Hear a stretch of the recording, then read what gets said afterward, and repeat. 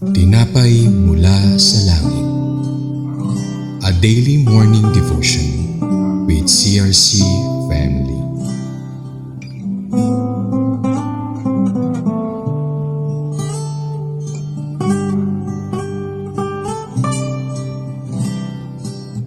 Isang mapagpalang umaga po sa bawat isa. Ako po si Pastor Aris Maligaya mula Balayan, Batangas, Luther Church. Samahan niyo po kami sa ating programang Tinapay mula sa langit, ang pang-araw-araw natin debosyon sa salita ng Diyos. Tayo po ay manalangin. Aming Diyos na dakila at mapagpala, nandirito po kami sa umagang ito upang Ikaw ay papurihan at pasalamatan. Maraming salamat, Panginoon, sa buhay at kalakasan na pinagkaloob mo sa bawat isa sa amin. Samahan mo po kami sa umagang ito sa programang Tinapay mula sa langit. Ito po ang aking dalangin sa tanging pangalan ng iyong anak na Jesucristo at sa gabay ng Espiritu Santo. Amen. Ngayong umaga ay matutunghayan po natin ang salita ng Diyos sa mga Bilang 33, 50-53 with the title, The Command to Conquer the Inhabitants of Canaan. Ang sabi po sa 50, nang sila'y nasa kapatagan ng Moab, sinabi ni Yahweh kay Moises, ganito ang sabihin mo sa mga Israelita, pagkatawid ninyo ng Jordan papuntang Canaan. Palayasin ninyo ang mga naninirahan doon, durugin ninyo ang kanilang mga ribultong bato at himahing metal. Ibain ninyo ang mga sambahan nila sa burol. Sakupin ninyo ang lupaing iyon at doon kayo tumira, sapagkat ibinibigay ko sa inyo ang lupaing iyon. Dito inutusan ng Panginoon si Moises na sabihin sa mga Israelita na maghanda sa pagtawid sa Jordan papuntang Canaan. Pinangunahan ni Moises ang mga Israelita sa paglalakbay palabas ng Ehipto. Ilang taon silang nanatili sa ilang dahil sa kanilang paulit-ulit at pagsuway at kawalan ng tiwala sa Panginoon. Habang sila ay papalapit sa lupang pangako, kinausap ng Panginoon si Moises na maghanda sa pagpasok sa lupain ng Canaan. Kapag nakatawid na sa ilog Jordan, ang lupain ay dapat masupil. Ang mga bagay na hindi banal ay dapat wasakin. Ang lupain ay dapat hatiin sa mga tribo at dapat malaman ng mga tao ang parusa na hindi susunod sa kautusan.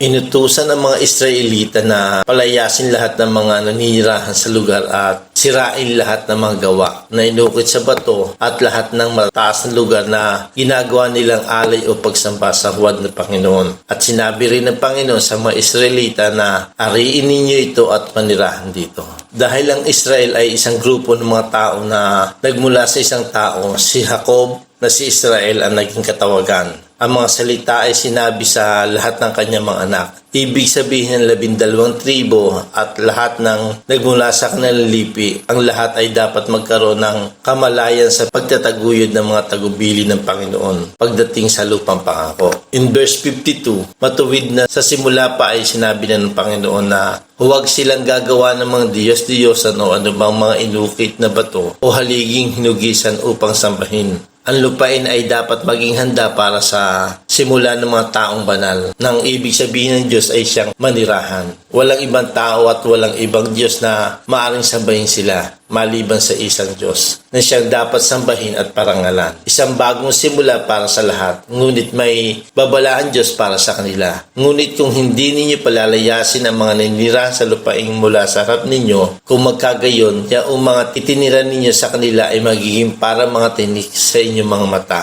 at mga tinik sa inyong tagiliran. At kinilang guguluhin kayo sa lupain na inyong tinatahanan. At gagawin ko sa inyo ang inaisip kong gawin sa natin ang mga kwento tungkol sa mga kahinat na hindi nila pagdinig sa babalang ito mula sa Diyos. Sabi sa Mateo 20:20, turuan ninyo silang sumunod sa lahat ng inuutos ko sa inyo. Tandaan ninyo, ako'y laging kasama ninyo hanggang sa katapusan ng panahon. Ang pagsunod sa lahat ng turo ni Jesus ay dapat na maging pamantayan at kaugalian ng bawat Kristiyano. Ang mga pagpapala sa Israel mula sa Diyos ay ang makalupa at pisikal na magresulta sa kanilang kaunlaran at paglago sa lupain. Ang mga pagpapala naman ng mga mananampalataya ay spiritual, ay nagmula sa langit dahil sa ating pakipag-isa kay Jesucristo. Ang mga tirahan ng Israel ay nasa lupang pangako. Ngunit ang walang hanggang tahanan at tirahan ng mga tunay na Kristiyano ay nasa bahay ng Ama. Ang tungkulin na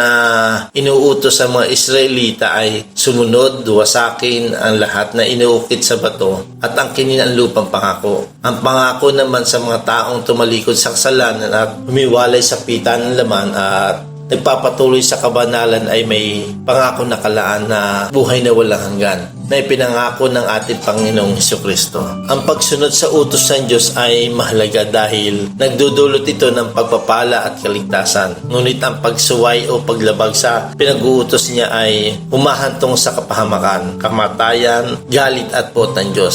Sabi po sa John 14 verse 15, "If you love me, you will obey what I command." Ang pagsunod sa utos ng Diyos ay tanda ng tunay na pag-ibig natin sa Kanya. Po ay manalangin. Aming Diyos na dakila at mapagpala, nandirito po kami, Panginoon, sa umagang ito upang Ikaw ay papurihan at pasalamatan sa iyong walang hanggang kadakilaan. Maraming salamat, Panginoon, sa iyong salita na nagbibigay buhay. Salamat sa kaligtasan ng bawat isa. Dalangin po namin ang kasaganaan at kapayapaan sa bawat isa, lalo-lalo na po sa bansang Pilipinas. Dalangin po namin ang bawat isa na namumuno sa bansang ito na Ikaw ang maghari at kumilos sa kanila, Panginoon. Bigyan mo po, Panginoon, ng talino na nagbumula lang sa iyo ang aming Presidente Marcos, na ang bawat desisyon o ang bawat bibitawan niyang salita ay yung naayon lang sa iyo at sa kapakanan ng bawat isa. Maraming salamat po sa inyong pakibahagi sa ating programa. Lagi po nating pagnilayin ang salita ng Diyos mula sa ating puso dahil lubos ang magiging kaunawaan natin dito. Muli po ninyo kami samahan bukas sa pagninilay ng kanyang mga salita dito sa programang Tinapay Mula sa Langit. Malaya po ninyo i-share ang video na ito upang kayo rin ay maging pagpapala sa iba. Pagpalain po tayong lahat ng ating Panginoon. Magandang umaga.